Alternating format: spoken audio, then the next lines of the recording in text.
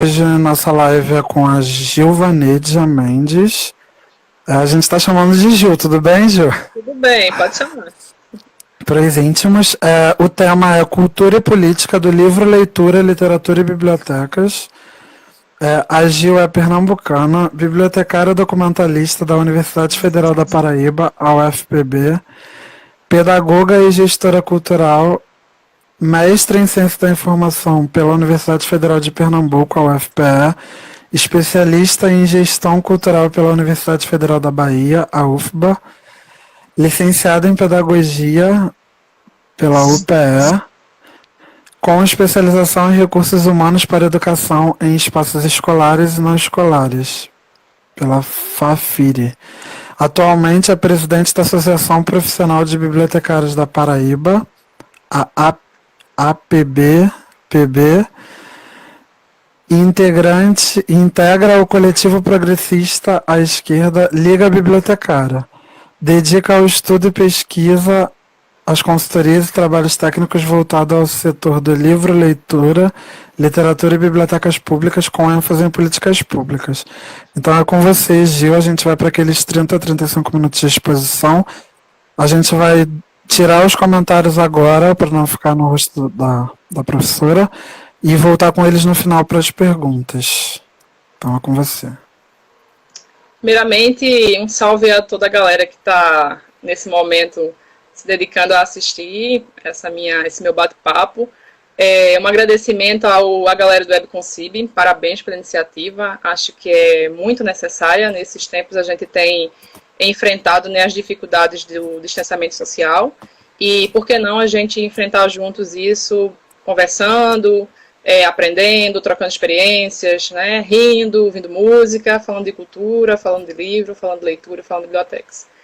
Então, eu começo a minha fala muito feliz, porque eu acho que é simbólico a gente falar de cultura e falar de livro, leitura e bibliotecas em tempos de desmonte das políticas públicas, em tempos de apologia ao autoritarismo, em tempos de flerte com o fascismo, em tempos em que a gente vê odes e negatividade e negação da ciência, perseguição às universidades, recolhimento de obras, censura e tantas outras características que têm nos colocado, né, desatravessado nesses tempos. Então, é um desafio, falar de cultura é desafiador, falar de cultura é falar de luta e falar de resistência. Falar de cultura é falar também das tristes tradições, como diz o Albino Rubim, professor da UFBA, um professor também, um grande mestre no campo das políticas culturais, falar de autoritarismo, as tristes tradições que perpassaram e continuam passando, e a cultura continua enfrentando. É falar de paradoxo, é falar de desafio, é falar de avanços e descontinuidades. Então a gente todo tempo está nesse modelo aí, nessa questão de avanço aqui e vem aí umas figuras aí e a gente retrocede. E aí a sociedade civil vai para cima e a gente debate, e a gente discute, e a gente enfrenta, e a gente tem algumas conquistas, mas a gente também tem algumas derrotas. E já que a gente está falando em cultura, eu faço aqui toda a minha reverência aos artistas, aos mestres e mestras, aos trabalhadores da cultura, aos artesãos, aos músicos, aos poetas, escritores, às pessoas que trabalham com teatro, com audiovisual, com dança, enfim, com todas as linguagens que nesse momento estão precisando mais do que nunca do nosso apoio. Então eu faço aqui também um salve ao festival Eu Fico em Casa, que tem proporcionado uma série de conteúdos, desde a música até as performances, espalhadas nesse nosso território através das plataformas digitais, então, e dos canais aí disponíveis nas redes sociais. O Festival Eu Fico em Casa da Paraíba muito me alegrou. Eu faço parte aqui do Movimento Cultural da Paraíba e sou pernambucana, mas resido na Paraíba, tenho me apaixonado muito por este estado e tenho feito a minha contribuição dentro das minhas possibilidades no campo da cultura, no campo das políticas culturais e com a questão do livro, leitura, literatura e bibliotecas. Então, um momento muito importante que a gente está vivendo no país, como eu falei, parece até que a gente está voltando à era da ditadura, né? Parece até que a gente está vivendo aquele período de censura de livros, que inclusive foi presente também no período colonial. A história da cultura no Brasil, ela passa por esses momentos em que a cultura ela era muitas vezes um instrumento para controle, né? Ela não era o fim, ela era o meio. Então a gente vai perceber muito fortemente isso na história do Brasil, desde o período colonial, com a censura dos livros, a coroa portuguesa impedindo a criação de tipologias no Brasil. A gente vai encontrar isso mais para frente um pouco, até no próprio período das monarquias, dos governos, ainda antes de 1930, ali, os marechais, generais, onde você tinha a instrumentalização da cultura para fins políticos. Então você tinha uma distância entre as manifestações culturais que aconteciam no país, a identidade cultural do país, e o que realmente o governo fazia. Então, quando a gente fala de cultura, a gente está o tempo todo falando nisso, em luta e em resistência, porque a partir do momento que você chega ao poder, os governos eles chegam ao poder e eles têm na mão um orçamento, e eles têm na mão o poder de decisão, e eles são colocados no imperativo de criar ações. Ora você vai ter ações que vão fortalecer a cultura, ora você vai ter a arte e a cultura, ora você vai ter ações que vão colocar a cultura no canto da parede e vão dizer assim, olha, a gente não quer cultura, a gente quer outra coisa, a gente quer entretenimento, não que o entretenimento por si só não faça parte do universo da cultura, mas a cultura não é só o entretenimento. Então, quando a gente fala em políticas, a gente está falando de intervenções do Estado, né? As intervenções que o Estado, o poder público, e aí quando eu falo Estado, você tem o governo federal, você tem o governo estadual e os governos municipais, que vão interferir, que vão realizar ações, e ora eles podem realizar essas ações sozinhos, e aí a gente chama de políticas de governo, que elas têm uma temporalidade, e elas vão ali ficar entre os 4 e 5 anos, ou menos, elas podem ser desconstruídas a toque de caixa.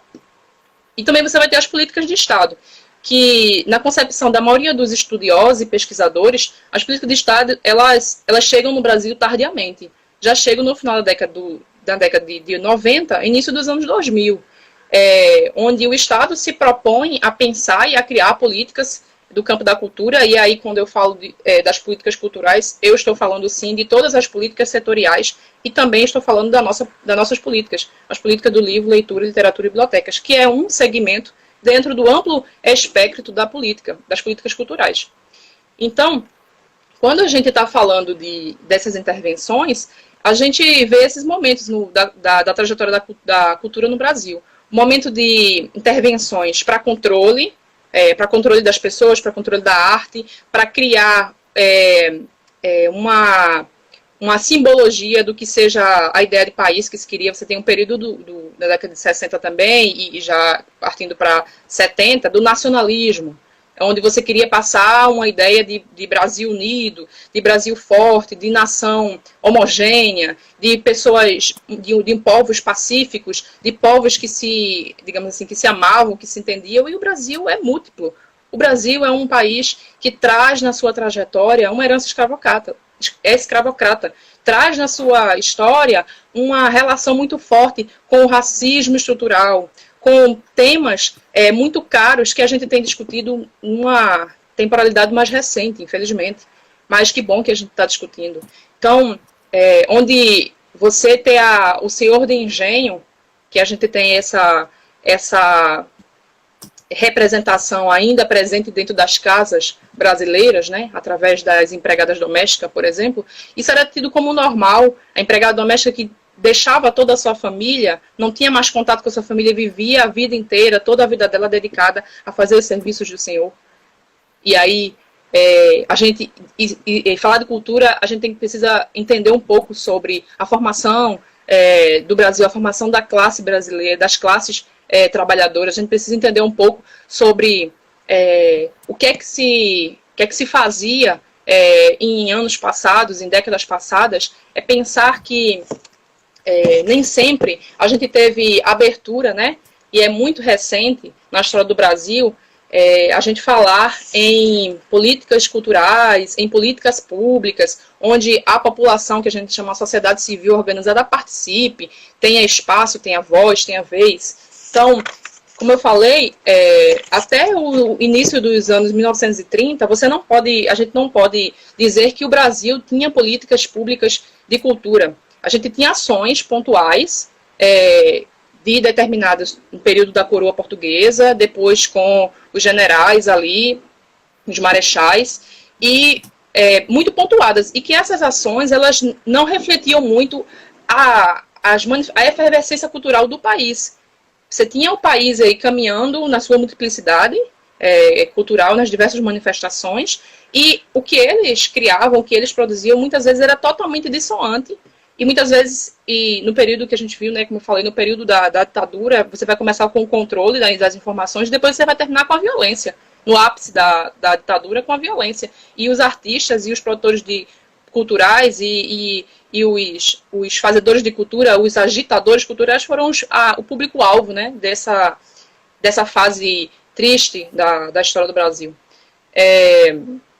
E aí, uma coisa que eu deixo aqui como dica, e aí eu vou mostrar alguns títulos aqui para vocês, depois eu vou passar uma bibliografia para o pessoal do FCONCIB compartilhar com vocês. Esse caráter tardio das políticas tem muito a ver com a formação das classes trabalhadoras, a formação e o processo de colonização do Brasil, o entendimento do que seria cultura. Você vê que o próprio português, né, a chegada dos portugueses, a invasão dos portugueses, né, dizendo nas palavras corretas, a invasão dos portugueses, ela vai fazer uma negação à cultura indígena, à cultura africana. Então, vai fazer uma defesa e uma tentativa de aniquilamento, de apagamento do que se tinha aqui no Brasil para implementar um modelo cristão, do qual o Brasil não vivenciava isso. Então você tem todo um desrespeito aí em cima da cultura dos povos originais, né, que até hoje sofrem e estão sofrendo. Eu aproveito aqui para dizer que vocês busquem aí nas redes sociais, na internet, um trabalho belíssimo do Sebastião Salgado, que ele está fazendo aí, tem uma campanha para a gente contribuir e ajudar aí nas ações voltadas para os povos indígenas, os povos tradicionais que estão sofrendo com a pandemia, que estão sofrendo não só com a pandemia, mas com a grilagem, mas com a invasão de suas terras, mas com a matança. E cabe a nós, enquanto cidadãos, né, que defendemos os direitos democráticos, o modelo democrático, o modelo de democracia, o modelo em que a gente pode falar, a gente pode repudiar, a gente pode gritar e dizer o que é que a gente pensa sobre as coisas, a defesa da dignidade das pessoas, a defesa dos direitos humanos, a defesa do direito a ler, a estudar, a escrever, para garantir outros direitos. Então, a gente precisa se manifestar, que é uma coisa que eu faço aqui um momento, né, um parêntese, que durante a minha formação na biblioteconomia, e aqui fica uma reflexão para a gente pensar junto, porque a academia, né, as universidades, as instituições de ensino, elas não vão e não têm condições de nos dar toda a comidinha mastigada, mas elas têm o dever e o papel de nos apontar os caminhos. Então, por muito tempo, né, muitas décadas, a gente, seja em que área for, a gente, principalmente na biblioteconomia, que é o nosso espaço, a gente ouvia muito falar que o profissional bibliotecário, ele deveria se portar como neutro. Como que a gente brinca hoje, o isentão. O isentão, aquele que não se manifesta, aquele que só fornece a informação. Não há possibilidade. Todo ato humano é um ato político. Quem diz que não gosta de política, você é um ser político, goste de você ou não. Tudo que você faz, a roupa que você veste, a cor do cabelo que você coloca, a tinta no cabelo que você coloca, a não tinta que você não coloca, o seu discurso, a sua narrativa. Quando você resolve não levantar determinadas bandeiras, você tomou uma atitude política. Quando a gente fala de política pública, por exemplo, quando a gente está falando quando o poder público, através de seus governos, não fazem algo, eles já estão fazendo política. A não política também é uma política. Então a gente parte desse princípio que não há possibilidade, principalmente na contemporaneidade, de a gente não se posicionar. Você pode não levantar bandeira X, bandeira Y, bandeira Z, mas você precisa se posicionar. E aí a minha grande questão, a minha grande reflexão para nós bibliotecários, pessoas que estão mais no universo da ciência, da informação, no mestrado, nos doutorados, qual é o nosso papel na sociedade? Que país a gente quer? Eu acho que essa é a primeira pergunta quando a gente vai fazer qualquer coisa na vida. Seja na vida privada, seja na vida em coletivo, seja na vida profissional. Qual é o meu papel nesse mundo? Qual é o meu papel nessa sociedade? Para mim, o meu papel na sociedade é lutar para que cada vez mais a gente tenha o direito de ter direitos. E esses direitos são a garantia de que a gente vai ter mais cidadania, são a garantia de que a gente vai ter mais liberdade, é a garantia de que a gente vai conquistar os nossos sonhos, que a gente vai ter igualdade, é a garantia de que a gente não vai sofrer preconceito, é a garantia de que a gente não vai ser ridicularizado pelo que a gente é a garantia da gente fazer o que a gente quer fazer, é a garantia da gente construir junto. Então, esse é o meu papel, é contribuir para que mais e mais pessoas acessem a informação, o conhecimento, o livro, a literatura, a biblioteca, se apropriem da biblioteca, entendam que a biblioteca é um lugar de vivência, a biblioteca não é um mausoléu, a biblioteca não é um espaço para... Já passou essa fase da gente guardar, lá na época das bibliotecas dos reis, dos príncipes, e até antes do processo de escolarização do Brasil, a biblioteca era uma biblioteca de guarda. Mas a biblioteca se abriu, e ela precisa se abrir, porque ela precisa ser parte da nossa vida. E aqui eu faço uma lembrança muito especial, que depois eu vou falar um pouquinho lá na frente, a um movimento que eu gosto muito e que tem sido pioneiro no Brasil, para mim um exemplo de luta, de resistência, é o pessoal da Rede Nacional de Bibliotecas Comunitárias. Se a gente quer falar de política pública e a gente quer falar de sociedade civil, eu tiro meu chapéu, e com eles aprendi muito em Pernambuco, com toda a releitura, que é uma das redes, que faz parte da Rede Nacional, a capacidade que a biblioteca tem de contribuir para a transformação social.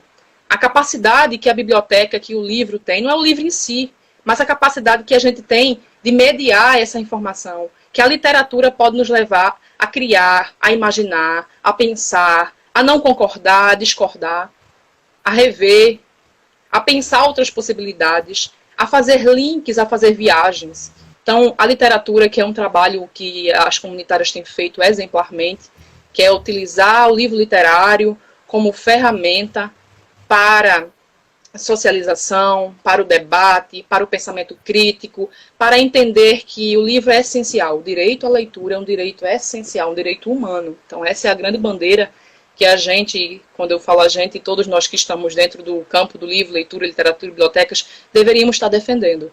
É a defesa da literatura e do livro como um direito humano. E esse direito, ele é o primeiro, é o principal para a gente adquirir outros direitos. Aquela pessoa que tem acesso à leitura, que ela consegue perceber a capacidade que um livro pode, e a leitura pode proporcionar para a sua vida, entender que ela tem direito à casa, à moradia, à escola, a uma habitação decente, à alimentação, ao lazer, a todos aqueles direitos constitucionais que a gente tem na nossa Carta Magna. Então, essa é o grande desafio que eu penso que do nosso papel no mundo, nosso papel dentro da biblioteconomia, dentro da ciência da informação, é a gente atuar para que cada vez mais a gente diminua o número de excluídos. A gente tem uma parcela imensa ainda, às vezes a gente está falando de apropriação da informação.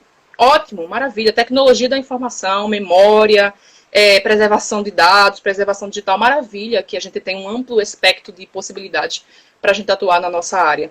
Mas a gente precisa falar de acesso ainda. A gente tem uma parcela muito grande que ainda tem que escolher entre comer, e agora, nos governos atuais, tem que escolher entre comer, ficar vivo, comer, não enlouquecer, e ter acesso à leitura, e ir à biblioteca. Então, isso é muito sério. Então, acho que isso envolve a gente pensar que toda e qualquer profissão precisa estar alinhada com a sociedade para que o nosso trabalho ele possa fazer sentido. Às vezes a gente fica, às vezes, com um discurso cansativo, que até eu já tive e outros colegas têm o tempo todo, que a gente não é valorizado. Sim, a gente também não é valorizado. A gente sabe que muitos dos governos tá aí. Quando você ataca a educação e quando você ataca a cultura, você está desvalorizando os profissionais que atuam na educação, que atuam na cultura, não é isso? Mas quando você entende também que você precisa se mostrar e dar sentido, porque as pessoas não, muitas vezes nunca entraram na biblioteca, nunca pegaram um livro literário.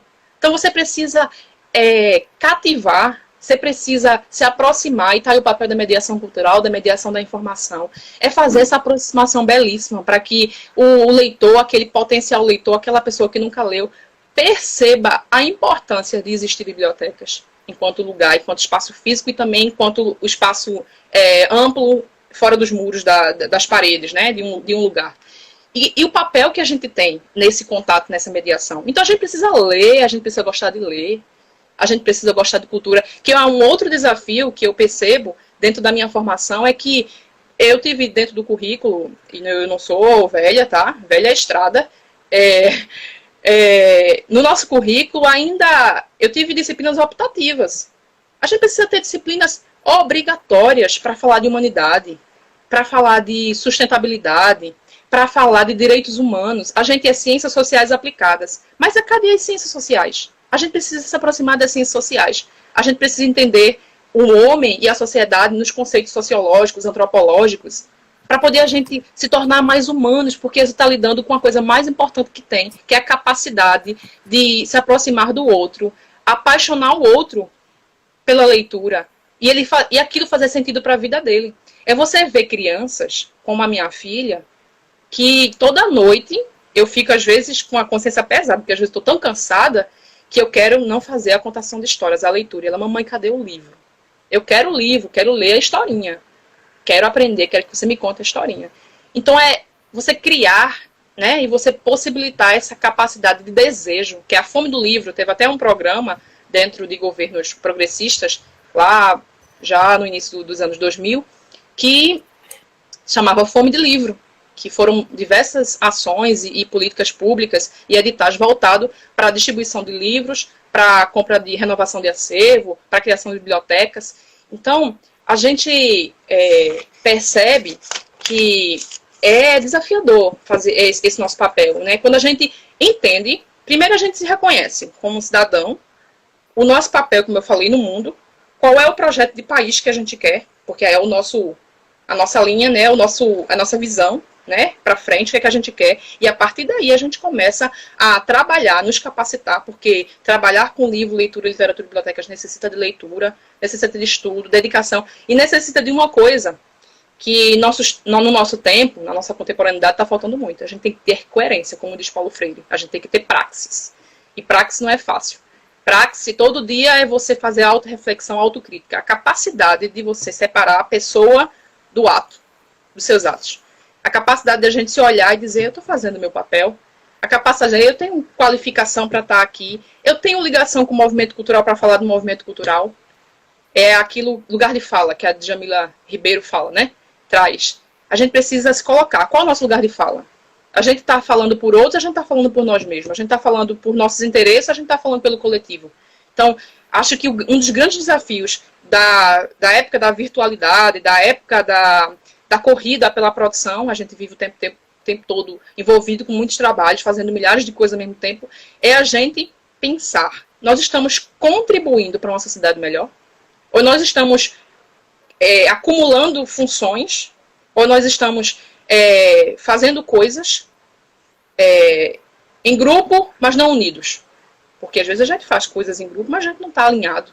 A gente não está com um pensamento uníssono, né? A gente não está pensando em contribuir para uma sustentabilidade, para um trabalho comunitário. Então, muito do trabalho das bibliotecas públicas e das políticas públicas no campo do livro, leitura, literatura e bibliotecas tem a ver com a solidariedade, a empatia, a capacidade de ouvir o outro. Então, como eu falei, voltando um pouco ainda para a trajetória da cultura e das políticas culturais, e tão somente as políticas do livro, leitura no Brasil, a gente vai ter aí, só um parênteses aqui para vocês terem uma ideia, já passando o período da ditadura e a gente chegando aí nos períodos democráticos, de 1985 por diante, com a Constituição, a Constituinte, você vai ter os primeiros governos de Sarney, de Collor, de Itamar, em que só no governo Collor, o governo Sarney cria o MINC, e foi a primeira estrutura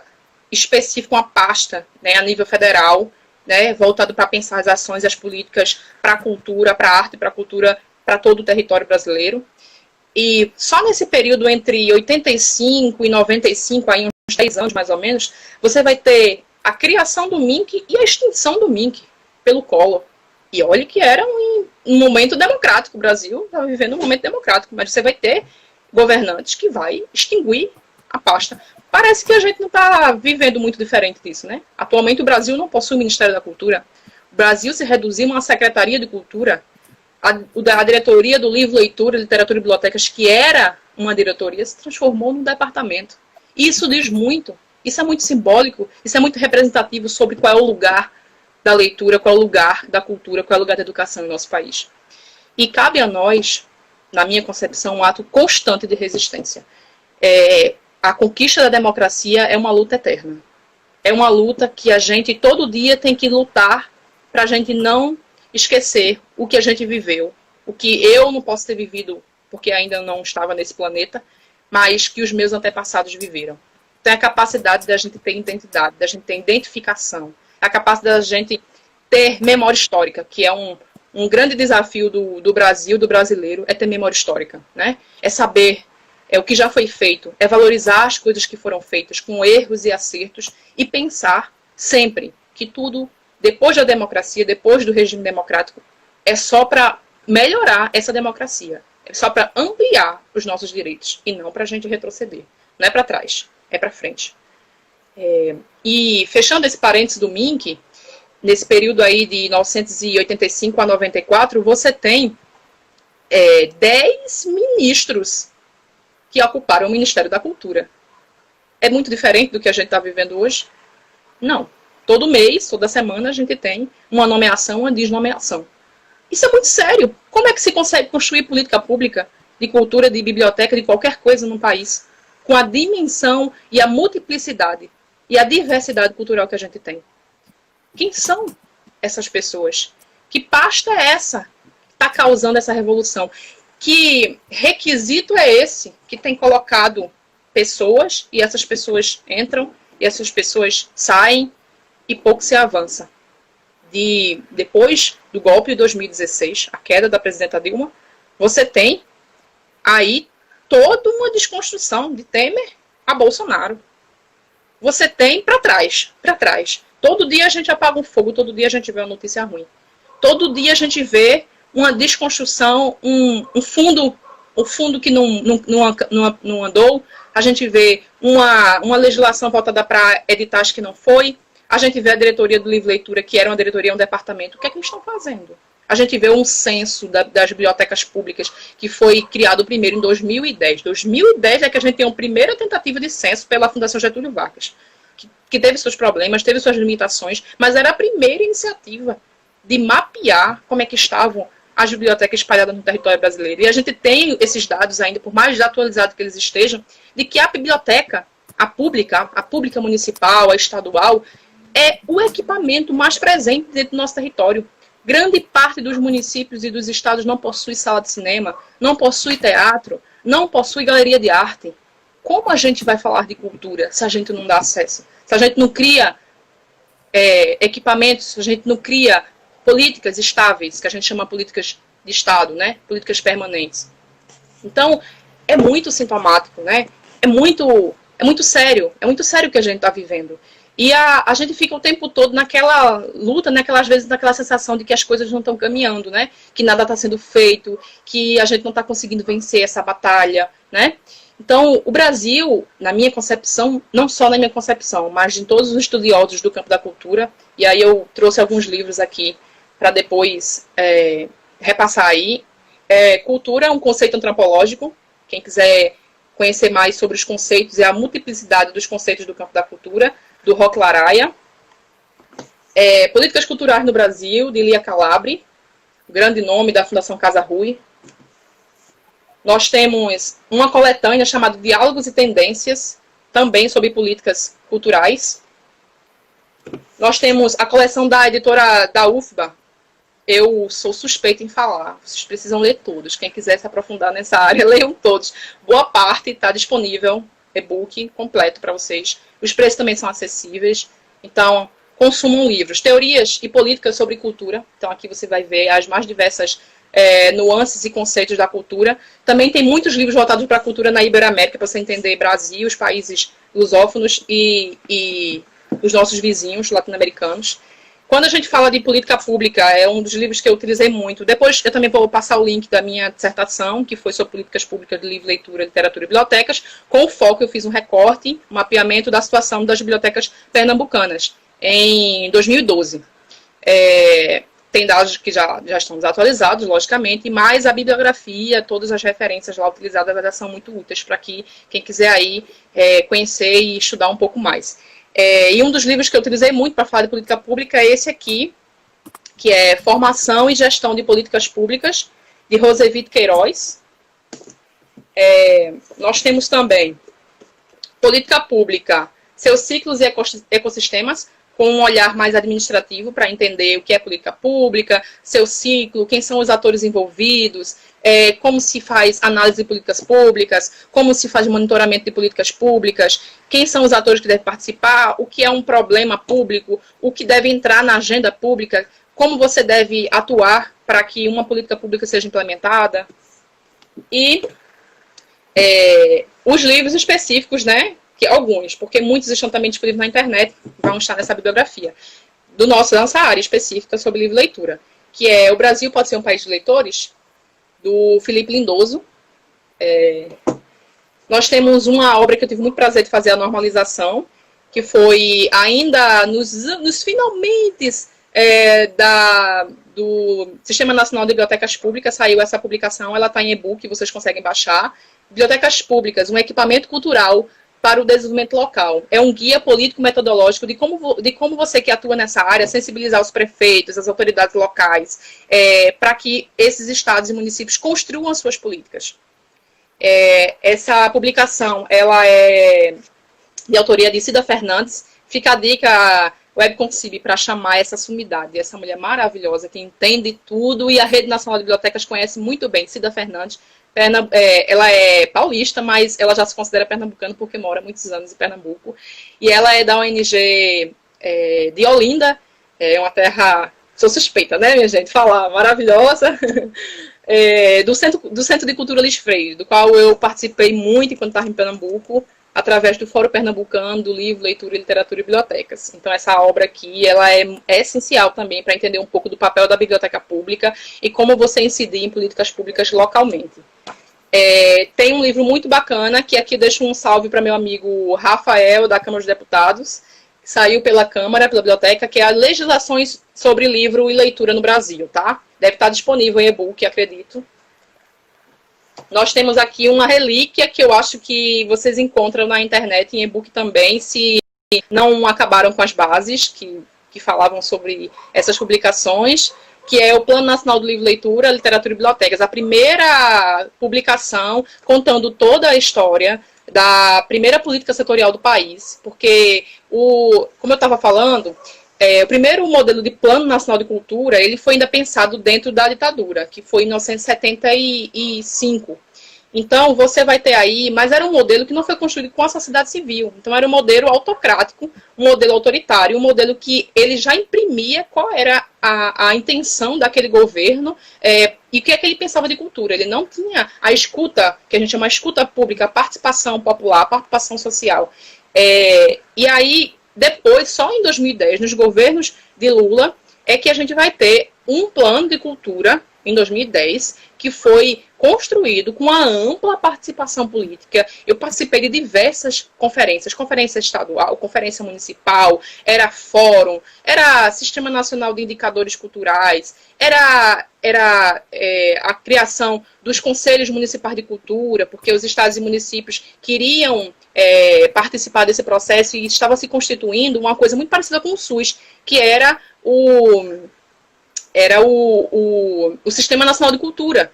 Então, você tinha aí alguns requisitos. Então, aquele estado e município precisava ter um conselho de cultura para discutir as questões do âmbito da cultura do seu município, do seu estado, né, formado por pessoas do poder público, da sociedade civil, tendo eleições, tendo paridade, tendo escuta, tendo votação, tendo construção conjunta, deliberação pública e tudo mais. você tinha que ter um plano, que era... O que é o plano? O plano é esse instrumento, é já o produto que vai concretizar os desejos que a gente tem para aquele segmento. Então, quando eu falo de política pública para o livro, leitura, literatura e bibliotecas, esses livros vão ajudar muito a entender esse universo, porque aqui dá para a gente falar anos e anos sobre esse assunto, que ele é gigante, mas, resumidamente, a gente precisa pensar o seguinte: quando a gente enxerga que a gente tem um problema público, a gente tem aí um primeiro sinal de que a gente pode construir uma política pública.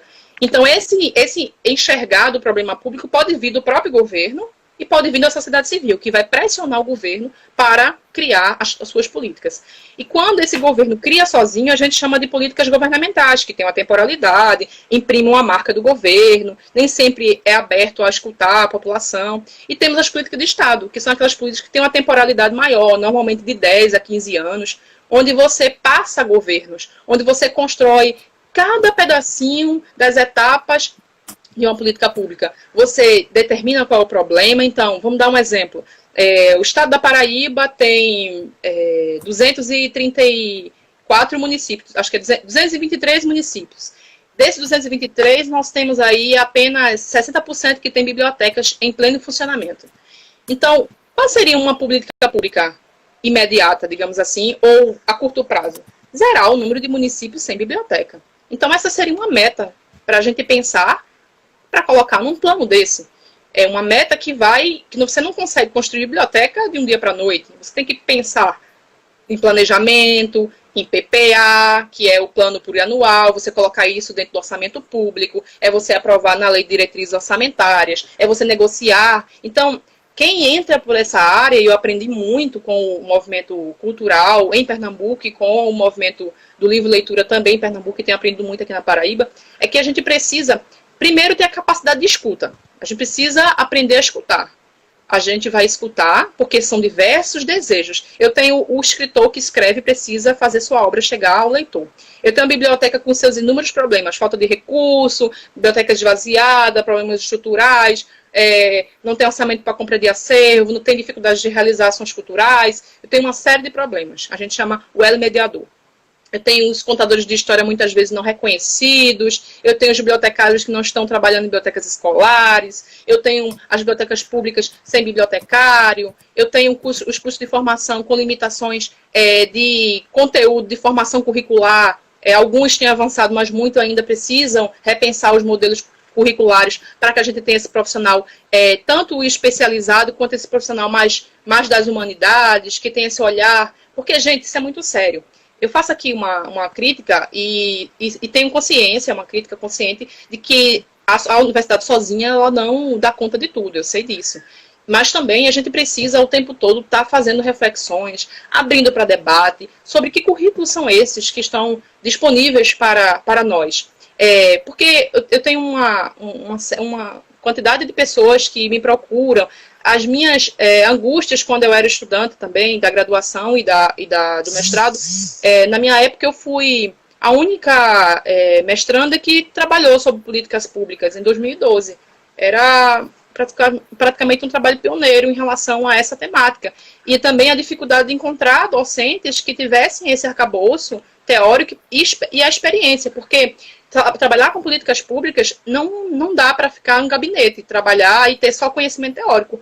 Se você nunca montou um plano de cultura, participou do processo de construção do plano de cultura, se você nunca participou de como é que se dá as articulações, o que é mobilização, o que é articulação, o que é oitiva, o que é participar de conferência, como você lidar com prefeitos, como você lidar com lideranças locais, estaduais, para você dialogar, porque você precisa ter um processo de convencimento. A gente chama de... Você tem um problema público, mas problemas públicos nós temos vários, diversos, que nunca foram colocados na agenda do poder público. Então, há um caminho. Em Pernambuco, e aqui já entrando para minha experiência com as políticas públicas do livro leitura em Pernambuco, entre 2010 e 2016, quando eu venho para Paraíba, o Fórum Pernambucano era uma organização da sociedade civil. Esse fórum, ele começa a existir em 2008, 2007 para 2008, de uma inquietação de uma bibliotecária que trabalhava na biblioteca pública, a já falecida, mas memorável Suzana Timóteo, da Biblioteca Popular de Afogados. E foi através desse fórum que ele se fortaleceu que a gente conseguiu unir forças, porque você tinha os bibliotecários e profissionais do campo da biblioteconomia gritando sozinhos dentro das suas unidades de informação, com as precariedades, com a falta de atenção para as bibliotecas, para a manutenção de bibliotecas, para entender qual é o papel da biblioteca dentro de uma comunidade, dentro de um bairro, dentro de uma cidade. Você tinha o escritor com a ausência de políticas públicas, editais, por exemplo, altamente direcionados. Você tinha empresas já conhecidas no mercado que continuam sendo as mesmas empresas que compram os livros públicos e distribuem para as escolas. Então, onde está o lugar do escritor local? Onde está o lugar do escritor que tem a sua obra e precisa de valorização, que precisa de disseminação dessa criação? Você tinha a dificuldade de sebistas, que também faz parte dessa rede de distribuição. Você tinha a dificuldade de editoras e livrarias que fecham ao todo tempo. A gente está vivendo um caos agora no mercado editorial, né? Grandes grupos ainda tendo uma certa capilaridade, porque tem formas e tem recursos ainda para continuar, mas a gente tem visto o mercado editorial sendo engolido pelas grandes corporações estrangeiras, né? Então, o fortalecimento, isso passa também... Por quê? Porque as políticas públicas não estão ainda de forma ampliada do nosso país como um problema a ser colocado numa agenda. Porque também falar de política pública, a gente não pode ficar numa ideia ilusória. Falar de política pública é falar de destinação orçamentária. É falar de ampliação dos percentuais de cultura. A gente tem estados que não tem nem 0,5%, que a cultura não arrebata da arrecadação daquele estado ou município, nem 0,5%. Então, que tem setores que destinam R$5.000 para o ano inteiro para a manutenção de uma rede de bibliotecas. Gente, o que é R$5.000? R$5 não paga, às vezes, as nossas contas, né? E agora, nesse período de pandemia, a gente é endividado. Então, assim, essa sensibilidade, essa necessidade de estudar, de entender quais são os caminhos, as possibilidades de enfrentamento, de resistência. A gente não pode baixar a guarda, a gente não pode esmorecer. Eu sei que é difícil, eu sei que a gente está vivendo um momento muito emblemático, muito que a gente procura saídas, principalmente para o nosso segmento, e a gente vê as pessoas ou fazendo coisas sozinhas, ou quando fazendo junto, mas sem um direcionamento, sem um apoio do poder público, né? Isso cansa também. A gente vê aí muitas produções artísticas, poetas populares, escritores bancando do seu próprio bolso as suas criações, e essas publicações, essas produções não chegam nas escolas, na universidade, nos espaços de ensino, de saber. Então, por quê? Porque a gente não tem a política que dê... Porque a gente... Quando estávamos nos governos progressistas de Lula e Dilma, houve uma tentativa muito grande de, com o PNLL, que foi o primeiro plano setorial, você pegar essa experiência do Plano Nacional do Livro e Leitura e ela ser construída também nos estados e municípios, para você ter cada vez mais uma capilaridade de ações e de ações que estavam comprometidas com o cumprimento de metas. Então, não é assim, o prefeito resolve hoje criar uma biblioteca, amanhã ele vai criar um museu. Não. Ele tinha uma meta a ser cumprida dentro de um prazo. Se ele tinha tantos por cento dentro do seu território sem espaço de biblioteca ou sem uma livraria, ele tinha que ter ações específicas para zerar, digamos assim, aquela meta, aquele déficit. Então, você tinha uma meta específica, você tinha plano, você era acompanhado, você fortalecia as instituições da organização da sociedade civil, porque existia um conselho. Quando você via que aquela meta não estava sendo cumprida, você denunciava o conselho, você abria um debate, você fazia uma audiência pública, e essas coisas, a gente tinha um apoio muito grande, porque a gente tinha um MINC. Dentro do MINC a gente tinha a pasta da Diretoria do Livro e Leitura. Isso é muito importante, a gente ter essa pasta, esse comando das políticas para todo o território, para que eles fossem como se fossem os exemplos ou os modelos, não para a gente seguir, mas para a gente se inspirar e a gente melhorar. Então, a gente teve momentos muito áureos que como eu falei, a gente precisa ter memória histórica e valorizar, fazer a crítica quando tem que ser feita, mas valorizar o que foi construído. Então, a gente tinha, dentro do Plano Nacional de Livro e Leitura, as metas voltadas para a democratização do livro, da leitura, os editais voltados para a abertura de bibliotecas, como eu falei, o programa Fome de Livro, a gente tinha os editais voltados para livro aberto, que era aquela construção de telecentros, que a gente tinha os kits que chegavam. Tinha muita crítica aos kits, claro, porque às vezes os kits eram um modelo pronto que vinha com uma quantidade de livros e uns materiais, uns mobiliários. Mas para espaços, lugares que nunca tinham nada, aquilo era uma abertura para a possibilidade de acesso ao direito à leitura. Então a gente tem que saber onde a gente vai fazer a crítica e em que medida a gente vai fazer a crítica. Naqueles lugares onde a gente não tem nada, ações desse tipo são extremamente necessárias. Então a gente teve o fortalecimento do Sistema Nacional de Cultura, a querida e colega, parceira de trabalho, a professora Elisa Machado, da Unirio, do qual eu integro o grupo de pesquisa, foi e é, para mim, o nome que foi a defensora, foi a guerreira do Sistema Nacional de Bibliotecas Públicas, que foi um período áureo. Eu acho que muita gente aqui, talvez que esteja assistindo, pessoas que estavam em bibliotecas, puderam acessar editais que saíam vários o tempo todo. Foram editais para a criação de pontos de leitura, editais para ajudar bibliotecas públicas, editais para ampliar acervo, editais para pensar espaços acessíveis, né? Essa questão da acessibilidade estava começando a vir à tona, cada vez mais com as legislações que estavam sendo criadas. Tinha um diálogo, era bacana, porque a gente, muita gente que conhece o segmento livro-leitura, que estava junto das principais, nós tínhamos uma pessoa que também vale aqui tirar o chapéu e chamar os meninos aí, o Castilho, que a Política Nacional de Leitura e Escrita recebe o nome de Castilho, né, a Lei Castilho, que já foi aprovada nos finalmente, depois de muita pressão no governo Temer em 2018, que a gente tinha o plano em 2006, mas a gente não tinha a lei. Então a gente queria que aquele plano, que era uma política de um governo, dos governos Lula, nós tivéssemos agora a concretização e a política de Estado. Então, quando você cria uma lei, você cria uma lei, ela é eterna, ela é para sempre, ela vai só sendo melhorada, né? É diferente de você criar um decreto que vem aí qualquer um lunático e derruba. E aí, para fechar, eu acho que eu estou estourando meu tempo, né? Estou pertinho.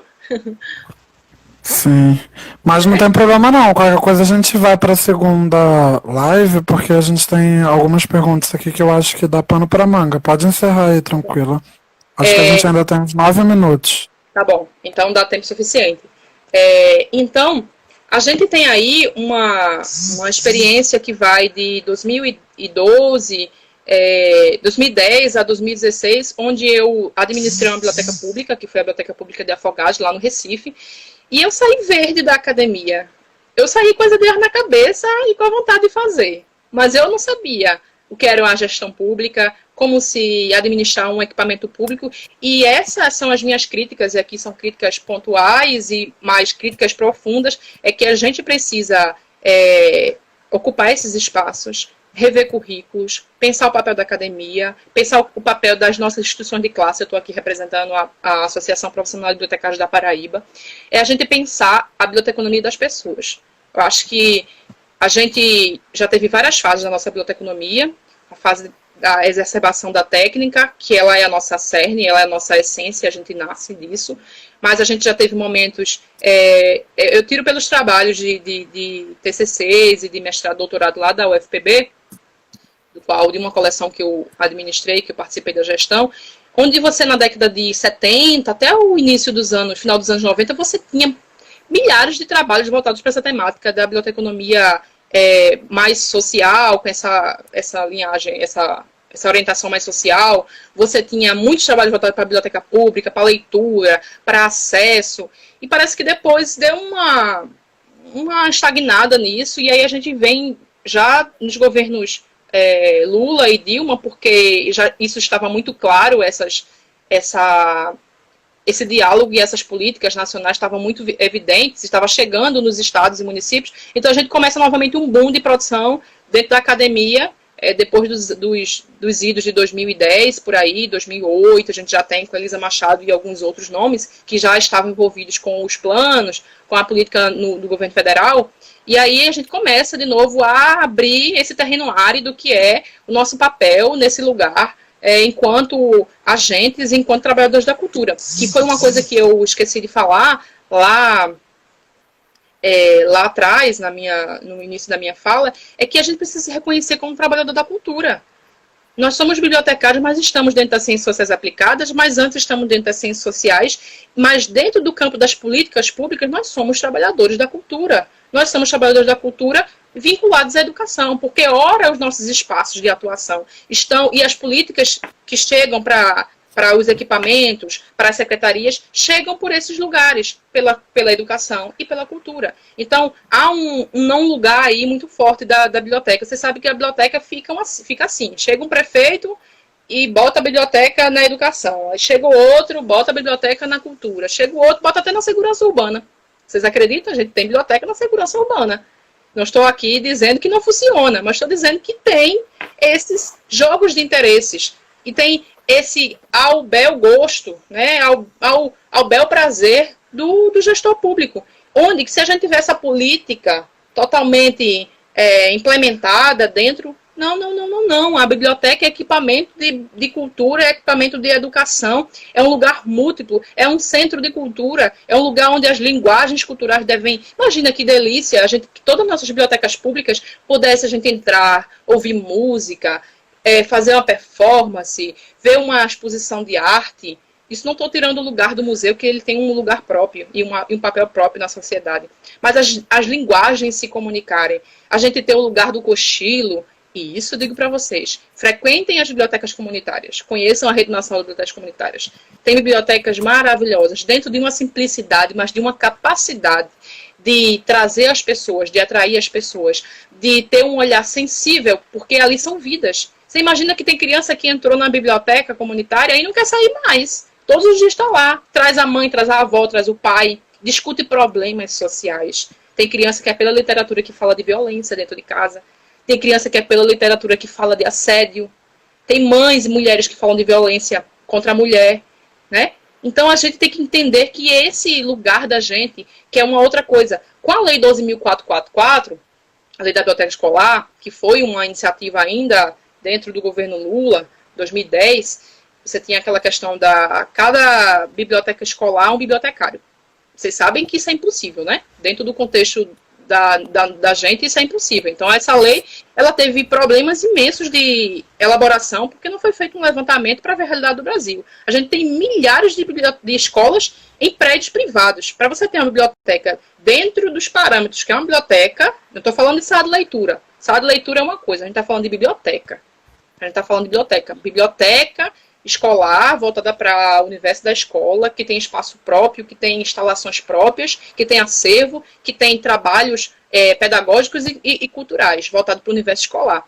A gente não tem essa viabilidade rápida e não tem sequer, às vezes, dentro dos municípios, que a gente vê muitos nossos colegas falando nos grupos, gente, vamos defender a biblioteca escolar. Vamos defender, sim, a biblioteca escolar, mas vamos defender a nossa presença dentro das políticas do município. Para a gente poder ter bibliotecário, biblioteca escolar, a gente tem que ter uma lei que crie o cargo de bibliotecário. Milhares de municípios no Brasil não têm o cargo de bibliotecário. Então, é preciso entender que falar de política pública, falar de mais bibliotecas, de bibliotecário empregado dentro desses espaços, é falar de políticas públicas, de você conhecer, participar das audiências públicas da Câmara Municipal do seu município, é participar das audiências públicas da Assembleia Legislativa, é se colocar, é se unir com outros coletivos. Cultura é direito, leitura é direito, leitura é um direito humano, e que a leitura, e o direito à leitura é um direito para a gente ter a aquisição de outros direitos. E que a gente precisa entender que política é o meio, e que o fim é a cultura. E que transformar pela cultura é fortalecer a cidadania, é fortalecer o direito a ter direitos, é entender o lugar da cultura na nossa vida, né, na nossa sociedade. Entender que a gente chama, que os autores trazem, que Gilberto Gil muito imprimiu na sua gestão, enquanto ministro da Cultura, que é o conceito antropológico de cultura, é um conceito alargado. É entender a cultura na sua dimensão simbólica, é entender a cultura na dimensão cidadã e entender a cultura na dimensão econômica. O impacto que a cultura traz para a nossa vida, para a economia de um país. Boa parte quando a gente não tem noção, quando um show, um evento acontece, a rede de trabalhadores formais e informais que estão envolvidas na realização de um show, por exemplo, seja de um nome artístico ou de uma conhecido ou não. Então, a gente saber o lugar da cultura no PIB, porque quando a gente vai conversar com gestores, muitas vezes não sensíveis ao campo da educação e da cultura, eles perguntam logo números, né? Quanto custa isso? Porque para eles é custo, para nós é investimento. Então, que a gente tenha outros tempos, ainda não é a fala final, a gente vai ter a despedida, mas que a gente viva outros tempos, que a gente não deixe de manter nossos princípios, nossos valores, que a gente se proteja nesse período de pandemia, não ouçam os lunáticos aí que estão desconstruindo tudo que a ciência, a duras penas, está esse tempo todo de Brasil e de história está construindo e construiu, que a gente entenda o nosso lugar no mundo e que a gente lute por mais leitura, por mais livros, por mais bibliotecas, por mais políticas públicas, e que a gente se junte aos movimentos associativos. Acho que um lugar de fortalecimento são as bibliotecas públicas e são as associações, os conselhos regionais. Eu puxo muita sardinha para as associações porque é o lugar onde a gente pode fazer formação, né? Junto com a universidade, junto com as instituições de ensino. Então, procurem as associações, se associem, uma vez ao ano. Isso é muito importante. Não é a sua contribuição financeira, mas é a sua colaboração ali junto, fazendo coisas junto, realizando cursos, acompanhando as políticas do seu município, dando fôlego para que a gente possa continuar defendendo isso. Mais livros, mais bibliotecas por um Brasil de leitores. Obrigada, gente. Gil, a gente já agradece, foi uma honra, é uma honra ouvir. Você, que também tinha sido bastante indicada aqui desde o começo, a gente não conseguiu fazer na semana passada, mas a gente insistiu para a gente conseguir uma data, porque a gente tinha certeza que a gente ia se inspirar com as suas experiências e seus estudos, enfim.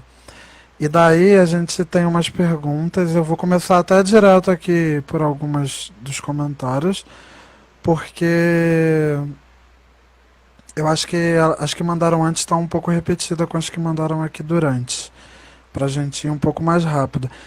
Inclusive, a primeira pergunta que chegou aqui foi em relação ao currículo, e você citou a professora Elisa Machado e a sua experiência que também foram de disciplinas optativas. Aqui na Unirio mesmo, que a gente tem a honra de ter a professora Elisa Machado como professora, essas disciplinas de políticas culturais, de biblioteconomia pública, também são todas optativas, a gente não tem no quadro fixo ainda, infelizmente. Enfim, a primeira pergunta vai nesse caminho. Qual caminho você indicaria para que alunos de biblioteconomia pudessem seguir para compreender e fortalecer as políticas públicas voltadas para a cultura, livro, leitura e bibliotecas?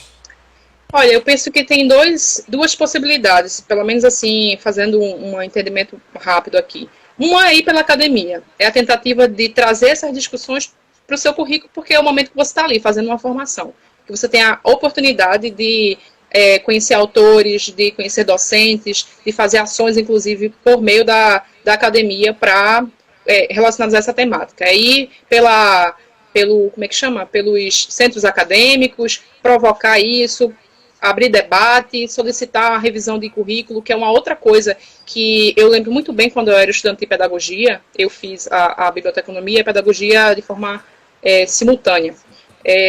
E eu participei ativamente da atualização do meu currículo, daquela minha versão do currículo de pedagogia. À época, era 2006. E era muito imatura, mas estava ali participando, entendendo como se fazia isso. E era um debate público, todas as noites, durante as semanas, tinha aquele horário, e aí chamava para debater eixos específicos do currículo. Então, eu meio que sinto falta disso, sabe? Muitas coordenações, muitos cursos de biblioteconomia precisa fazer esses processos mais democráticos, mais abertos, chamando as associações, porque a associação, com todas as suas dificuldades, e eu tenho muitas críticas aos modelos ainda tradicionais de associação. Eu tenho trabalhado aqui na Paraíba para a gente trazer uma nova proposta de associação, repensar esses modelos, né, que eles tiveram sua razão, principalmente na década de 60 e 70, mas a gente está em outra era, outra época. Mas ainda é a instituição que está mais próxima desse egresso. que sente um pouco o que é as lamúrias, as dificuldades dele, que vai para o mercado. Quando ele sai da academia, ele fica sozinho praticamente. Então, se ele não conseguiu criar vínculos dentro da universidade com essas instituições, ele vai se sentir abandonado. E aí ele vai tentar fazer as coisas e nem sabe, às vezes, o papel delas, a capacidade. Então, nesses debates sobre essas temáticas, a necessidade de inclusão em currículos, repensar currículos, é importante que a universidade, os centros acadêmicos participem, as associações, CRB, isso seja construído coletivamente. Dá trabalho, gente, dá trabalho, mas é assim que tem que ser mesmo. As coisas, a gente está dentro do regime democrático, de participação, de ampla participação. A gente precisa sempre lembrar disso, perseguir isso, ampla participação, transparência e a escuta. Acho que um dos maiores desafios nossos é a escuta, é ouvir o diferente, é ouvir a crítica, é a gente dialogar sem se matar, sem se agredir, né? Então, acho que é um caminho, e o outro caminho é você se juntar, enquanto cidadão, procurar conhecer os movimentos da cultura no seu município, na sua região, e se juntar, conhecer quem são os poetas, que é um outro dado muito alarmante. Nós conhecemos os nossos escritores locais? Quantos deles já participaram de algum debate na universidade, na nossa formação? Quantos livros a gente já leu de poetas da nossa região? Quantos? Quantos trabalhos a gente já foi assistir? Quantos bate-papos? Quanto lançamento de livro? Quantas rodas de leitura nós já participamos? Dentro do nosso bairro, ali, da nossa região, da nossa cidade. Entende? Você já frequentou as livrarias? Você já conversou com o sebista? Então, são essas atitudes também, que é mudança de postura nossa também, sabe? Para que a gente possa entender a importância disso, ver que esses elos que a gente chama, essas pessoas, esses agentes são muito importantes, e buscar trazer isso para o universo da produção acadêmica, da vida acadêmica. Acho que é isso. Sim. Uma outra pergunta interessante que chegou aqui foi: como você vê a inserção de conhecimentos de PPA, LOA, LDO nas disciplinas de administração de bibliotecas para ambientar futuros bibliotecários as práticas que de fato nos ajudam a inserir a biblioteca pública nos orçamentos municipais? Olha, a pergunta é excelente e essenciais, porque eu sei o que eu sofri quando eu concluí biblioteconomia e fui fazer um processo seletivo. Na minha doce ilusão, eu achava que eu ia atuar em alguma tarefa, alguma atividade específica da biblioteca. Depois eu descobri que a vaga era para dirigir a biblioteca.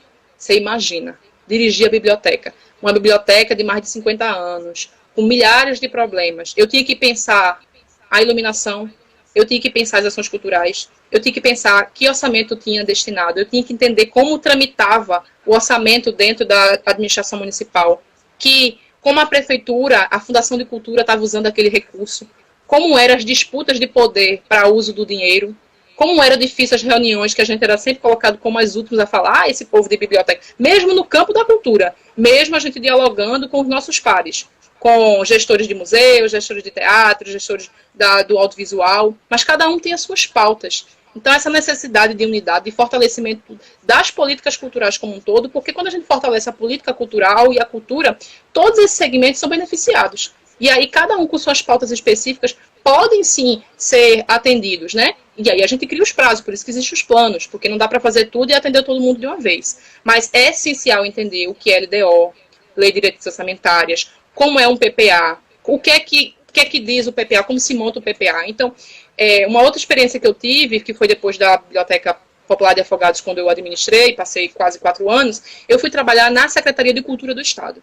Gente, quem tiver essa oportunidade, às vezes você ganha mal, pra caramba, você não é concursado, você é peão de fazer muita coisa, mas a riqueza intelectual, de conhecimento, de experiência e de amadurecimento profissional para entender qual é o campo que você está atuando e todas as nuances que fazem parte daquele campo, é muito, muito significante, é muito gratificante. Então, eu participei de produção de evento em si, produção de evento literário, produção de evento de outras linguagens, festivais, escrever texto para a gente tentar emenda com os parlamentares de bancadas sensíveis à cultura, participar da audiência pública. Eu tive a oportunidade, que foi ímpar na minha formação, de construir o plano, eu digo isso de peito aberto, muito feliz, e quero poder ser uma dessas agentes aqui na Paraíba, para a gente retomar o plano estadual do livro Leitura da Paraíba. Mas eu tive a honra de participar, junto com o Fórum Pernambucano, com a Cida Fernandes, com a Releitura, que é a rede de bibliotecas lá de Pernambuco.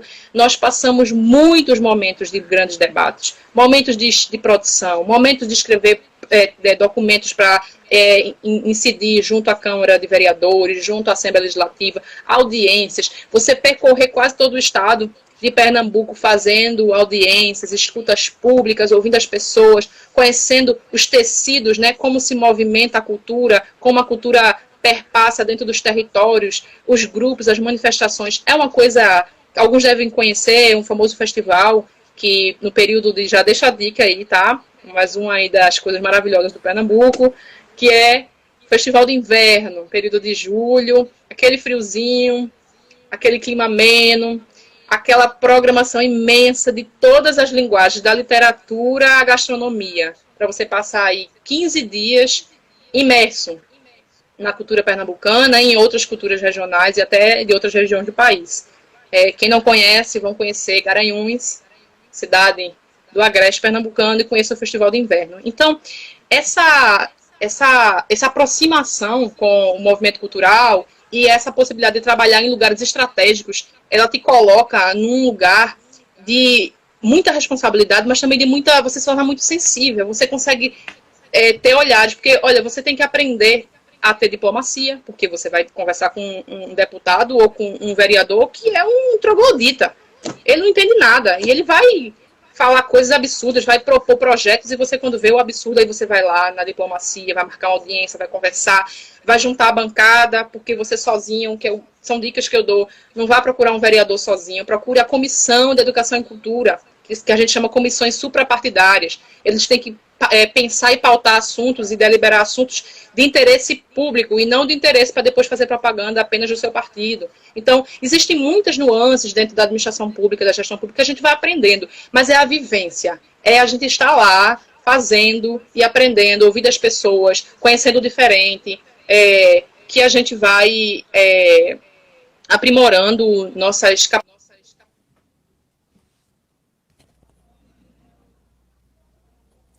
Oi, eu acho que travou. Ah, voltou. E Sim. nossa capacidade de escuta, e nossa capacidade de amadurecimento para pensar as coisas para nossa área, para o nosso segmento. Sim. A outra pergunta também aqui interessante é como você vê a criação dos comitês para criar os planos municipais e estaduais de livro, leitura, literatura e biblioteca no âmbito municipal e estadual? Aí a pessoa complementou. Acredito que só forçando o direito à cultura e implementação de orçamentos municipais conseguiremos mudar um pouco das realidades das bibliotecas. É essencial, porque aí a participação social, né? São as câmaras, que a gente chama, as câmaras de participação. Principalmente se a gente tiver ainda conselhos de cultura e conselhos de educação, que é um outro desafio, gente. Como a gente tem essa... Eu sou muito defensora de que as bibliotecas públicas, elas estejam vinculadas a fundações, porque a fundação, ela dá muita capacidade também, autonomia orçamentária, né? Porque ela tem orçamento, as fundações têm orçamento próprio, elas podem criar seus próprios editais, criar suas ações, e não ficam a depender, as bibliotecas não ficam a depender só da Secretaria de Cultura, da Educação, para fazer ações. Então, a fundação, as fundações, e pela capilaridade que elas possuem, e a personalidade jurídica delas, elas nos ajudam muito a pensar esse momento que o Brasil já teve um período áureo, né, aí entre 2006 e 2003 e 2015, em que os estados e municípios precisam reorganizar seus conselhos. A gente tem muitos municípios, aqui mesmo na Paraíba tem vários, com os conselhos de cultura parados, com os conselhos de educação sem funcionar, com os conselhos ainda autoritários, sem ter a paridade, que seria a igualdade de condições de participação, né? Você ter o espaço de escuta e as que a gente chama os assentos, o assento para o pessoal do segmento do livro, leitura, literatura e bibliotecas, o assento do pessoal dos povos tradicionais, porque eles precisam ter voz para falar. Como é que a gente vai fazer políticas para aquilo que a gente não conhece? É muito comum a gente encontrar isso o tempo todo, pessoas falando por nós. Não, a gente é que tem que falar por nós. Nós estamos representando um segmento? Não, a gente precisa estar nesse lugar, a gente precisa ocupar os nossos lugares. Então, é muito importante isso, que a gente fortaleça. E no cenário atual, já fazendo uma contextualização, a gente não está tendo isso, né? Está tudo parado aí, tudo estagnado ou retrocedendo no campo das políticas nacionais. Então, eu penso que, apesar da pandemia, e ela vai passar, a gente tem como estar fazendo mobilização, a gente tem como estar chamando para reuniões virtuais, para discutir legislações que estão em tramitação, que estão paradas, porque a gente não sabe ainda quanto tempo vai ficar nessa situação de distanciamento, mas isso não impede da gente estar reorganizando a sociedade civil. Saber que na sociedade aquele movimento de escritores está paralisado, não, tão desarticulados, cada um fazendo sua ação sozinho. Então, essa já era urgente, e agora ainda é mais urgente que a gente retome esses processos, se aproxime, ouça, não se coloque na posição de que sabe tudo, se coloque na posição de aprendente, que está ali para aprender, para ouvir, e tem que ter muita resiliência, tem que ter muita persistência e tem que ter capacidade de escuta, porque as críticas vão vir, às vezes você vai fazer uma fala mal interpretado, às vezes você vai ter pessoas que vai querer plataforma para si, que é uma das coisas que eu combato bastante. A gente que trabalha com política pública trabalha para a coletividade. Aqui a gente não fica dando espaço para plataformas privadas com interesses privados, não. Já basta de pessoas assumindo cargos apenas para colocar nos seus currículos, né? E dizer depois que passou por aquelas pastas. Já basta, já chega disso. A gente está querendo pessoas que arregassem as mangas para fazer o que tem que ser feito, para defender o direito à leitura, mas ter praxis. Que é isso, a coerência entre o discurso e a prática. É muito complicado. Eu vejo aí alguns movimentos de frentes que até pouco tempo atrás defendiam a permanência do processo durante o processo de impeachment da Dilma Rousseff, defendiam a permanência da presidenta, que tudo se concluísse e que ela terminasse o seu governo com todos os erros e acertos, para que a gente tivesse um novo momento dentro do país, de eleições e etc. E depois a gente vê esses mesmos movimentos se juntando com o que há de mais autoritário. Eu não entendo. Não vejo a possibilidade de quem defende e levanta a bandeira da política pública se aliar a governos autoritários. A governos fascistas, na minha concepção, governos fascistas, que não estão, que colocam a cultura e a arte na condição de inimigos. Veja só, a arte e a cultura faz parte da nossa essência. Toda a vida em sociedade, o ser humano é um ser, em essência, é um ser cultural. A necessidade da gente falar, quando a gente cria a música, você diz, tem muita gente que diz, eu odeio política. Você não goste de determinados representantes partidários.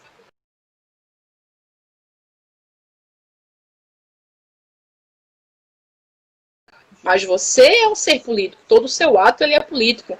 Você não goste de determinadas opções e ofertas de produtos culturais que te oferecem. Mas se você gosta de música, você é um ser que produz cultura, que consome cultura. Se você gosta de teatro, se você é um amante da gastronomia, a gastronomia está dentro da cultura. Então tudo é cultura. A nossa vida é pautada o tempo todo pela cultura. A cultura é o que nos faz diferente de determinadas espécies de animais. A cultura é que dá o tom. Né? A cultura, a gente tem um texto belíssimo acho que é da Marteleto, depois eu posso rever essa citação que eu utilizei na minha dissertação, que a informação é o fio e a cultura é o tecido. Que a informação e a cultura caminham juntas. E é esse tecido que nos move, essa coisa que nos move, que nos abre para o outro, para o diferente, que nos abre para a gente quebrar preconceitos, que nos abre para a gente ver as pessoas nas suas múltiplas facetas. Sim. É isso. A oitava aqui, Gil, fale um pouco sobre incidência política. Incidência política. Como eu estava dizendo, a incidência política, você precisa, primeiro, como eu disse, para mim, o primeiro entendimento é qual é o seu papel dentro dessa agenda pública, porque você tem que ter uma agenda pública. Um problema público, ele foi colocado na agenda, ou ele ainda não foi colocado na agenda, e você vai se juntar de forma individual, mas eu prefiro trabalhar de forma coletiva. Você vai incidir junto com o coletivo, se unir a movimentos, participar de fóruns, para sensibilizar aquelas pessoas que estão com, digamos assim, com o poder na mão de tomar decisões. Então, a política pública ela não é construída sozinha pela sociedade civil. É preciso ter, a política pública nos modelos democráticos, ela é construída pelo poder público com a sociedade civil, com ampla participação, amplo diálogo, amplo espaço para o contraditório, para a escuta e para a construção coletiva. Então, não tem essa. Se a política é feita só pelo governo X, ela é uma política de governo. Para a gente falar de política pública de Estado, a gente tem que construir com a sociedade civil. Ela tem que balizar, ela tem que participar. Então, a incidência, ela vem muito nesse momento, onde você precisa ouvir as pessoas, entender qual é o problema público, definir quais serão as estratégias de abordagem que você precisa chegar. Então, você não pode chegar atirando, chamando todo mundo de irresponsável, dizer que o vereador, o prefeito não está fazendo nada. Esse tipo de abordagem não vai ajudar muito. Você precisa ser diplomático, você precisa ter a capacidade de escrita e de se fazer entender, porque é muito sério isso, gente. A gente chega em municípios, o prefeito sequer sabe o que é PNLL. Política Nacional de Cultura, nem o Plano Nacional de Educação ele nunca leu. Plano Nacional de Educação ele nunca leu. Então, assim, o próprio Plano Nacional, Municipal de Educação, que às vezes é muitas vezes construído ali no ambiente dos profissionais da educação, às vezes o prefeito desconhece o que está lá nas metas. Então, assim, é um exercício muito grande de capacidade de escuta e de entender o momento certo para você chegar nos agentes. Eu costumo dizer que é sempre bom ir pela sociedade civil. Se fortaleça, não vá sozinho. Vá com outros. Sente primeiro, alinhe as ideias. O que é que a gente quer agora para esse momento? Pense, utilize das etapas da política pública. Entenda qual é o problema público, estabeleça as estratégias para chegar de incidência, o que é prioridade para entrar nessa pauta, porque os problemas são muitos, então você tem que fazer escolhas, e às vezes a escolha da sociedade civil não é a escolha do poder público. Então tem que ter aí uma negociação. Faz parte do processo da política pública essa negociação. E quem você vai procurar, como eu disse, procurem evitar ir para deputado X, vereador X e Y sozinhos. Porque sempre a gente vai ter, às vezes, surpresas de desvirtuamento daquela proposta para entendimentos partidários, para representações, para uso em momentos eleitorais. Isso tem um jogo, né? A política partidária ela tem um jogo próprio. Então, e a gente precisa dessa política partidária para aprovar as coisas. Mas a gente não pode ficar refém unicamente desses modelos aí, desse jogo. Então, um caminho de fortalecimento dos entes é sentar com o escritor. Não dá para fazer as coisas só com o bibliotecário. O bibliotecário é o elo mediador. Mas escritor, livreiro, editor é o elo produtivo e o elo criativo. Precisamos estar junto dele, conhecer quem são eles, o que eles estão fazendo na nossa cidade, quais são as angústias dele. O que está acontecendo com o livro daquele autor, que ele não escoa, ele não chega lá na escola, nem na mão do leitor. Ele consegue produzir sozinho aquela tiragem ali e depois cessa. Ele é um desconhecido, mas ele é altamente importante. Ele traz histórias, quantos escritores traz histórias maravilhosas dos bairros, né? Traz histórias da própria cidade como um todo, traz belíssimas poesias, belíssimos contos, romances e etc. E a gente desconhece, e a gente não dialoga com esses elos. Então a gente precisa se abrir para o diálogo e entender que eles são o segmento do livro, leitura, literatura e bibliotecas. E a partir desse trabalho coletivo, a gente vai amadurecendo, vai procurando os governantes e vai pautando. Uma outra coisa importante nesse processo de incidência é não esquecer a educação. Muitos dos planos municipais não foram muitos exitosos, muitos deles não foram exitosos, eles barraram alguma questão porque eles não fizeram articulação com a educação. Um plano, para ele ter um sucesso e transformar-se numa lei estadual, numa lei municipal, é ideal que caminhe junto à pasta de cultura e educação. Então tem que ter esse alinhamento entre o secretário de educação e o secretário de cultura. Tem que chamar ele mesmo para uma conversa. Aqui em Pernambuco foi assim, a gente passou mais de 10 anos tentando com a secretaria de educação e não havia abertura. Quando a gente caminhava um pouquinho, mudava de gestão. Aí voltava tudo para o zero, mudava a equipe e a gente não caminhava. Aí o fórum ia para tentava outra estratégia. E quando foi em 2012 para 2013, a gente fez um grande levante, e aí a gente se fortalece de novo, e aí é que a gente começa a construir o Plano Estadual do Livro e Leitura, que ele já foi em Pernambuco, ano de 2018, ele foi aprovado pelo Conselho, e seguiu para a Casa Civil, né, para ser sancionado. Então também teve as suas agruras, suas limitações, porque a gente também está dentro de um cenário, né? Aquele cenário daquela época, os jogos políticos daquela época, o orçamento que se tem naquela época, os atores que estão envolvidos, que às vezes no meio do percurso tinha um grupo e depois entra outro grupo, não pega o bonde andando, não quer entender a trajetória, não entende e às vezes quer desconstruir coisas, desmanchar coisas. Então, é um trabalho muito árduo, mas é um trabalho muito de uma aprendizagem, de uma riqueza para N coisas na sua vida. Eu sou apaixonada, sou suspeita em falar, então a minha bandeira vai ser sempre da política pública e essa capacidade de diálogo com os entes, com os elos e com os entes é extremamente necessária para a incidência política. E uma última pergunta aqui, hoje, o que chegou você não acha que os políticos fazem isso de propósito? Manter as bibliotecas distantes da população como forma de manipular também o senso crítico do povo? Com toda certeza, essa tem sido ainda uma herança triste que a gente tem carregado, né? E isso tem a ver muito com a nossa forma de colonização. É sempre esse colonizador querendo dizer como a gente ter acesso às coisas, o que a gente vai ler, o que a gente vai falar, querer tolher a nossa liberdade de expressão, querer manipular as informações, tirar e não oferecer os direitos da gente. Mas a gente tem uma conquista de 86 para cá que a gente não pode abandonar ela. A gente tem uma democracia muito jovem, já apresentando muitos problemas, mas a gente não pode perder essa capacidade de acreditar que a força emana das pessoas, a força emana do povo. E que cada vez mais que uma sementinha a gente vai ali e planta, que a gente conversa, que a gente vê uma biblioteca funcionando como um lugar de escuta, como um lugar de vivência, e como um lugar que atrai e acolhe as pessoas nas suas múltiplas necessidades, né? Enquanto pessoa, enquanto mãe, enquanto mulher, que produz ações voltadas para essas pessoas, elas vão cada vez mais valorizar, porque eu acho que esse é o grande desafio. A gente falar para nós mesmos, a gente já sabe da importância, a gente precisa falar para quem ainda não despertou para essa importância, para segurar com a gente esse grande desafio que é a defesa de um país leitor, né? Então, sim intencional, a gente sabe, como eu falei no início, a não política já é uma política quando um prefeito resolve não colocar em pauta um determinado assunto que está há muito tempo lá na agenda dele, ou então a Câmara dos Vereadores, a gente tem que ir lá, a gente tem que ser o chato mesmo, ficar lá na porta, participando das audiências, pedindo audiência pública. Se não atender, a gente vai para os órgãos de denúncia. Se fizer um desvio, a gente descobrir. Porque eu sei que o cidadão comum, ele está no momento, sempre esteve, boa parte da nossa população, mas agora mais ainda, que ele tem que sobreviver, né? Ele tem que escolher entre trazer o pão para casa, ou ficar com fome, ou adoecer.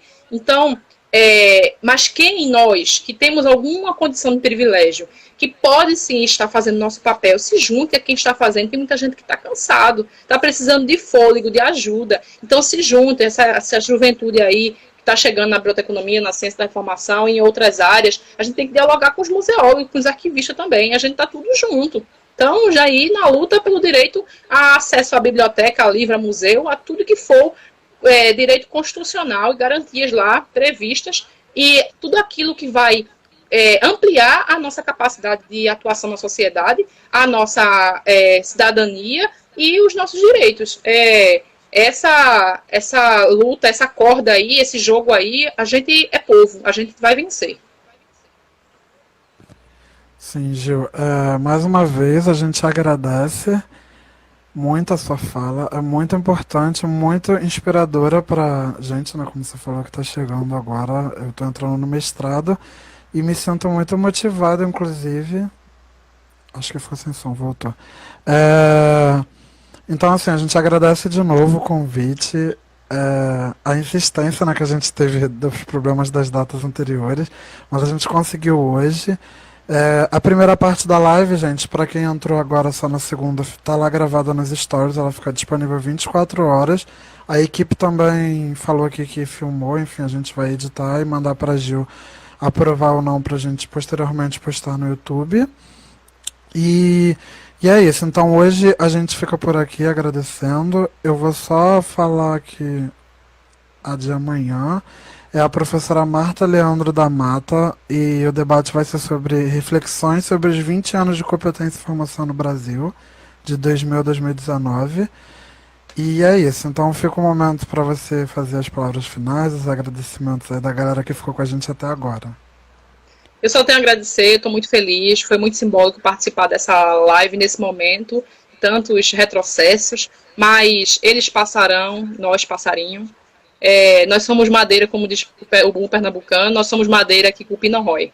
Então, o autoritarismo, os processos antidemocráticos, eles vão passar. E a gente vai mostrar força, a gente vai vencer esses tempos sombrios do Brasil. Mas para a gente aprender também a ter memória histórica, a valorizar os momentos em que a gente teve períodos áureos nesse país e que a gente tinha liberdade, mais capacidade de diálogo e que tinha uma gestão mais eficiente, com todos os erros e acertos. E uma dica de leitura, mais uma, eu estou lendo no momento, A Elite do Atraso, de Gessé de Souza. Leiam esse sociólogo. Isso aqui diz muito sobre a constante luta de classes que a gente está vivendo e vive, e o quanto ainda Marx, que tantos acham que é um cara aí do comunista, esquerdopata, né? Quanto é necessário a gente voltar aos textos do marxismo e entender a luta de classes e entender a nossa sociedade brasileira a partir do olhar da sociologia, do olhar das ciências sociais.